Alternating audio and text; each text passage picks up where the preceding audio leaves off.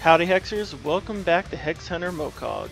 Today we're going to be going over some more of the advanced stuff related to what you can see in the auction house economy in Hex Shards of Fate. So if you are new to the auction house, I recommend you go check out some of the fundamentals vids and some of the other material we have on Hexonomics, because we're really going to be diving pretty deep into what it means when we start seeing a lot of the different types of values that come in. So one of the things that we'll be definitely looking at today is we're going to be looking at the nitty-gritty, the ups, the downs, the numbers, and how we can make sure that we value our cards, how we know we're getting good deals, and how we really can use the auction house as well as the data that has been provided. So for those who are not necessarily following the new auction house forum that's been put up, you really need to. And the big reason for it is because it gives you data. And one of the biggest things that we see about data for the auction house is that Chark and Data Dragon have been fantastic in providing us what actually sold, at what time and on what day, and for what currency is going on. And if you understand a lot of the different things that you can do with charts, this is a wealth of data that can be done. So one of the things that you can go in and do is you can go in and separate everything out by platinum, start getting different subtotals of everything, and start really working on how you want to summarize your data. And that's one of the things we've done, and I've done a lot of this good work for us to start with. So what we're going to take a look at is some of my end results for the platinum side of the economy. So when we're taking a look at the platinum side, I'm taking a look at everything summated by day. We're taking a look at how many cards sold in that day, what the maximum price was, what the minimum price was, and then we're averaging this out. We're also taking a 3-day average as well as a 5-day average. So why are these data points important? It's kind of because it attempts to reflect each of the cards very similar to what can be analyzed as a stock. The reason that we take this approach is because there's a lot of really good technical analysis understanding about that asset type already, and the data really lends itself once you start getting the different sums to that type of analysis. Now some of the things we do find some outliers, but these outliers are important. They just tell us different things than what you would learn from stocks. So what we're looking at now is we're looking at the data for Animanthian Scrivener. This is a common. I have already taken and gotten the rarities on various different card types.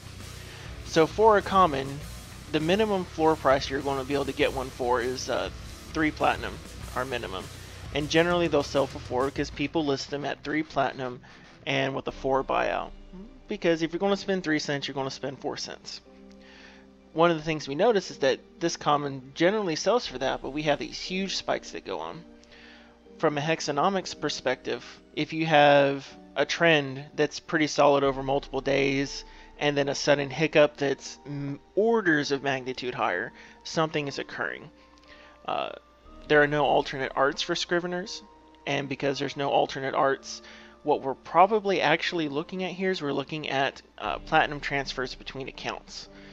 This has occurred pretty often amongst common cards. It's not used on all. It's generally used on commons. But that's kind of what we see. So you can go in and you could scrub the data, and by scrub the data, that means taking out outliers such as that. It makes your charting and graphing a little cleaner, but it also means you're altering your data, and that kind of alteration is something you'd want to keep track of. And I don't particularly want to have a giant list when I'm dealing with the data of what's there. I like to just be aware that sometimes alterations happen in the data. One of the things that we can curse, so we've got all of this summation data, and when you've got all of this, you're like, okay, well now that I have it, what can I do with it? Well, one of the biggest things that are really helpful when you're attempting to analyze how a particular asset, in this case a particular card, is working is you want to get it charted.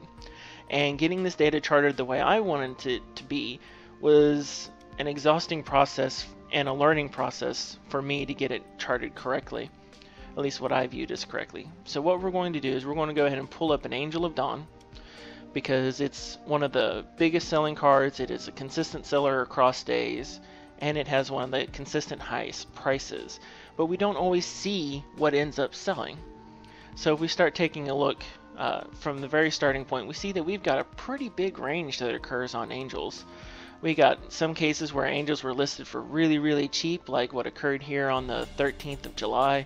But then in that same day, another one sold for 2,200 platinum. So you get a really big effect in ranges, but it really stabilizes out. And this is really hard to see with just this data. A lot of people can look at this data and see the trends themselves. But if you don't have something visually there, to a lot of people, this is just numbers, numbers, numbers, numbers, numbers. So one of the big things about Hexonomics is being able to understand what's going on. So what we have here is that initially we have a bit of an effect caused just by the program itself not picking up the first value. But from here, we've got a chart kind of coalescing these values into visual representations. So the green bars we have here is our volume. It's the number of cards sold on that day. The black line we see here is the range which occurred on that day. The little boxes are the actual average price of the cards for that day. The blue line we have here, that is the 3-day average, and this is the 5-day average. So every one of these is important, and some of them, the first few are really self-explanatory. You know, oh, the average is this, the range is this, I kind of can see what it is, you can get the volume. Alright, that makes logical sense, but why the 3-day average? Why the 5-day average? And these are moving averages. So why are they there? What you're looking for in those averages is you're looking for the points at which they diverge and cross.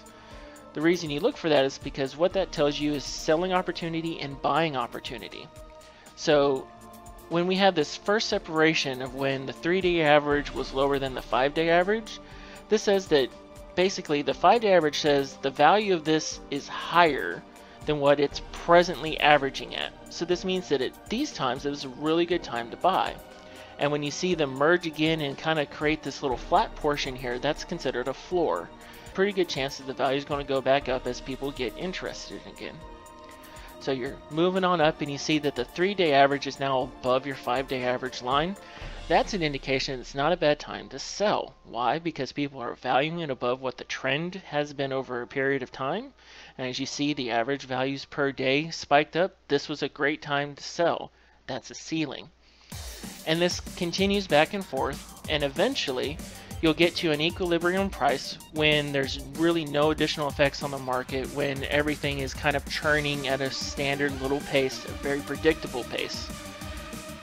The differences that occur between these and the often switching aspects of those is volatility. We're not going to be measuring that. We don't need to go that deep for these types of assets because we don't have enough data to really justify it, nor enough current data to justify checking it. But what we can say is, like, we take a look and we see anything that's been below 1500, people have been very willing to start buying Angels of Dawn. But we start getting above an average price of 2000, people are very willing to just start selling their Angels of Dawn. And we see that this starts settling out until about 1550, 1700 platinum at the highest end that we want to see. And we start seeing that as people got in their collections, fewer and fewer of them are selling. So let's go back to the auction house and let's take a look and see what we're actually seeing on our prices here. So when you're taking a look at the auction house prices, you know, we know what people are willing to sell them for at the max end, we know what people are willing to buy them for at the low end, and how quickly others are going down. So we have to ask ourselves questions about this. If the lowest people are willing to sell them for is 1500, that's going to be the best deal that you can generally get unless there's an aberration. So we take a look at the high end. We see at the high end some people are willing to sell them for 2100. Well, we know we couldn't sell our own angel that high because generally it's going to be very rare when that occurs. You have to have a lot of prices really, really high to have your lowest bid and your lowest buyout be the one that's successful. So this type of sell right here is most likely not going to happen, especially when you have 2 pages of angels out there. It's not likely. So then as we start going down, we go, okay, oh, we have one at 1800. Well, that's below 2000. It's above 1500. This one might sell if there's enough volume. But then you go, oh, wow, 1700. That seems to be about what the price is at the moment. And that leaves us where our pages are. So we go ahead and take a look at our lower prices now. And we see our lowest buyout we're going to get is the 1725. 1723 is the absolute lowest we can get. So that's our fastest buyout, and our lowest bid is not much below that. So what that's telling us is that right now, angels are higher than the last floor we have in our data. Does that mean it's a good time to buy or a good time to sell? With concurrent data that's up to date, we'd have a lot clearer picture on that. What we know at this point, when we go ahead and take a look back at our graphs, we find that our present average here, going back to our data for our 5-day, was at 1586. I think at this point, if I had an extra angel, I wouldn't necessarily mind selling that extra angel, because as we start getting more angels into the market, we might be able to drill back down to this 1586 over time again. We had a big bump occur because of the recent tournament that happened the weekend of this recording. In general, when we take a look at the chart, we're going from a high point and we're trying to trend down to a low point. Now the other side of that is that now from this low point we've gone higher again on our selling averages, but we also have lower volume. It makes it very difficult to tell at our current, because we're a good 20 days out from as of when this is recorded versus the last piece of data that we have. So there's been a lot of action in between there. This kind of data and this type of analysis is really good for as of, because it gives you really clear. But what this does tell us is that the range right now is from 2000 or from 2000 to 1500.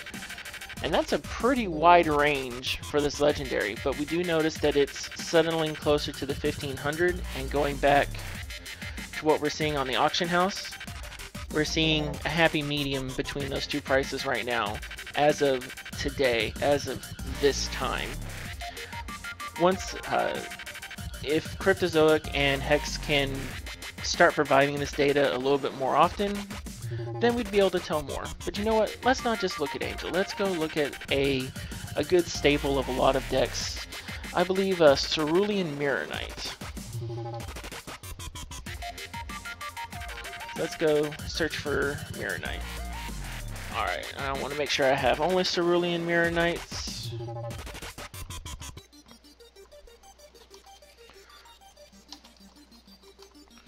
Alright, make sure we only have Cerulean Mirror Knights. So we take a look. This is a rare card. It's a fantastic rare card. It's generally valued pretty highly. It's one of the highest price rares that we presently have, and it's because it's a great card. It's a good low cost 1/2, it blocks well, and its Inspire is fantastic. As another troop with cost equal to or greater than this troop cost enters play, it gets permanent when it dies, draw a card. And since blocking is really powerful in Sapphire, chump blocking for various different troops is fantastic, and it really accelerates 3 different constructed archetypes right now. This is a great card. It is a very utilitarian card. And as such, it's demanding really high prices right now. You know, you open one of these up, one of these in a fresh pack bought from Cryptozoic, you can go sell this rare and go buy 2 more packs immediately. You know, even with the 5% auction house fee that's on there. And that's really hard to say for a lot of rare cards. That's hard to say for legendary cards right now.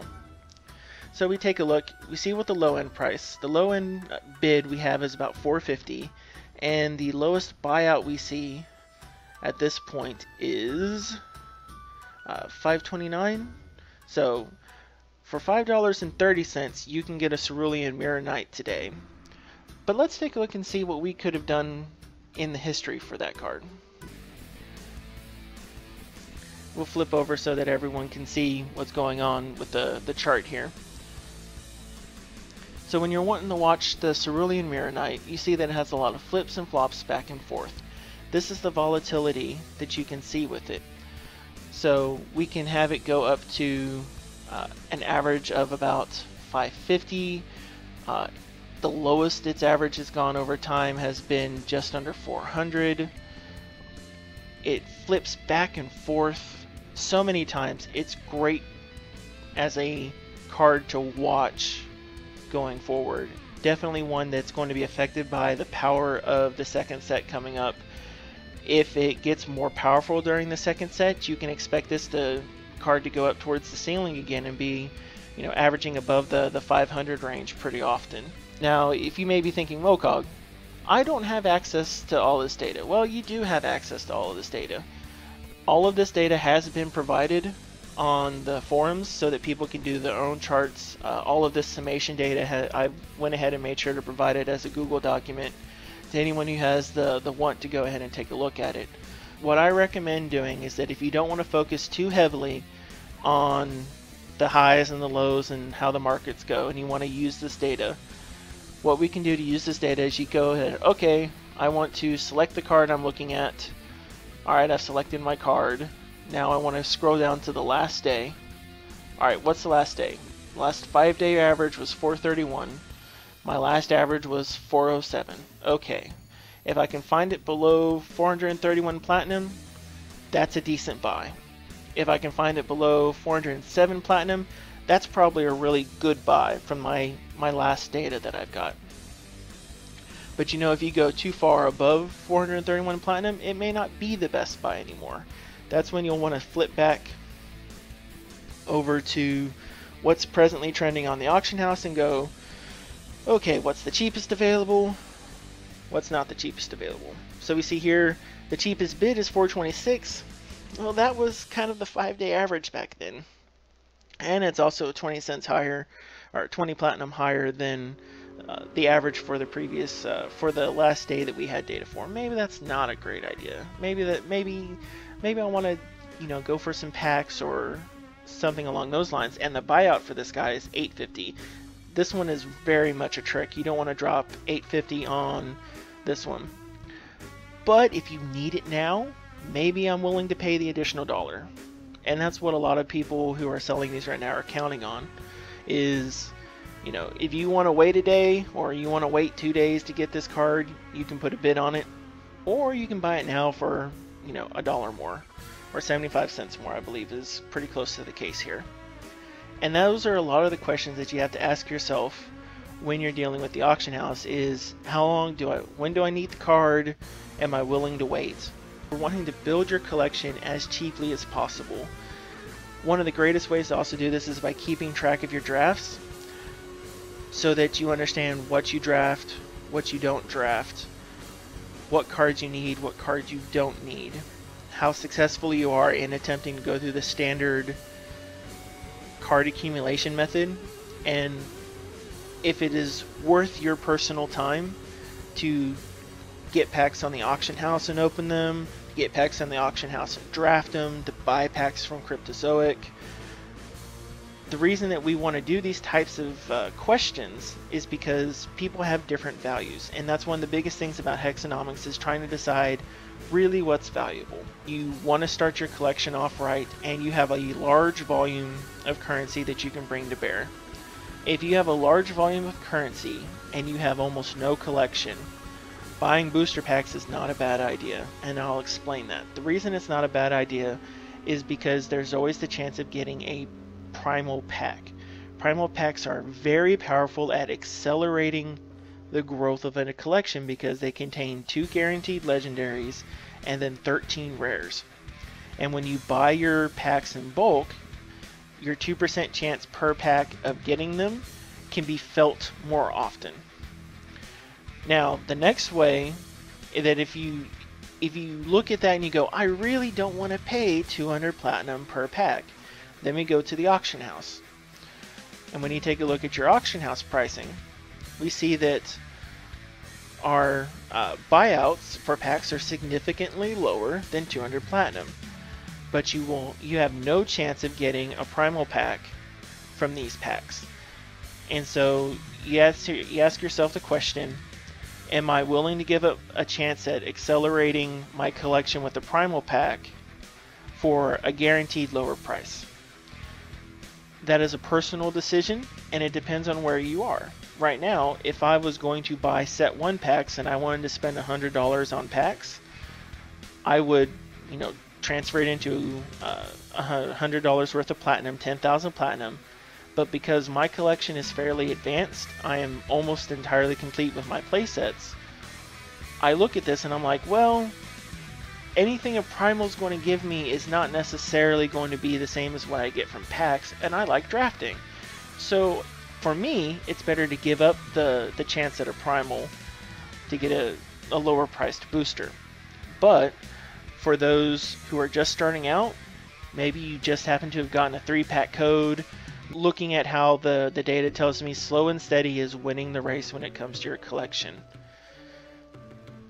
Though the primals are really fun, and I'm not going to lie, opening a primal, getting a primal is a really fun experience in this game. But I don't know if I would necessarily spend 60 cents for a 2% chance at a primal. So, in which there's a payoff for platinum or primal packs, because you could sell a primal pack for a pretty huge amount of platinum. So the high end we're seeing on set 1 boosters right now is still well below, or is still below 150 platinum, so that's below $1.50. That's 25% off going to the auction house, and that's the difference between those is pretty hard to argue for a primal pack. But if you get a primal pack and you want to sell one, there's a pretty good chance that you can sell it for anywhere from $15 to $18 right now. So there's a lot of give and take and a lot of trade there, and there's chance there. It's not quite gambling, but it's definitely playing the odds, and right now the odds are not in your favor for getting a primal pack. But if you get one, and your collection's not complete yet, and your collection is very new, I would recommend opening one. The reason is because the amount of boosters that you would end up needing to buy early on versus later is higher. But when you're later on, you're willing to sell your primal because you don't need as many of the cards, and the chance of getting what you need out of them is much lower. But that's one of the things that we don't have good price data on how boosters are fluctuating in the market. Hexonomics tells you that if you don't value the price of a primal pack very highly, the most efficient spot to get your boosters is presently here on the auction house. One of the advanced considerations for these is what rares or legendaries might you pull out of a booster pack that you need to complete your collection. And that is a very difficult question to ask if you don't know everything you have. So to be very efficient, to be very practical in your decisions for your collection, for your purchasing habits, be sure that you do keep track of your rares and your legendaries for what you have and what you don't have. Because sometimes it's worth selling a rare, sometimes it's not. Sometimes you want to sell your extra Argus, sometimes you don't. You know, we don't know all data yet. We won't know all of the data points for a while. One of the things that we can do and predict, though, is our personal behavior and what is valuable to us. So what I recommend is make sure you keep track of your data, check the forums, check for your auction house data, look for updates that are provided by the community, and stay tuned to more Hexonomics. As we get interesting occurrences going on with the market, we'll do a Hexonomics update, do some fun stuff, figure out a few things, what might be viable for our player base, what might not be viable for our player base. And as always, I'd like to thank y'all for watching. I know that this is some of the drier subject material that comes with Hex, but when it comes to your platinum, everyone wants to be as efficient and as profitable as possible.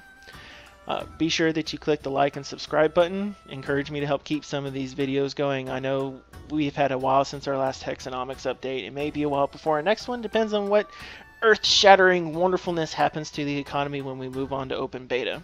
As always, I want to thank y'all for watching. I'm Mokog, and this is HexHunter.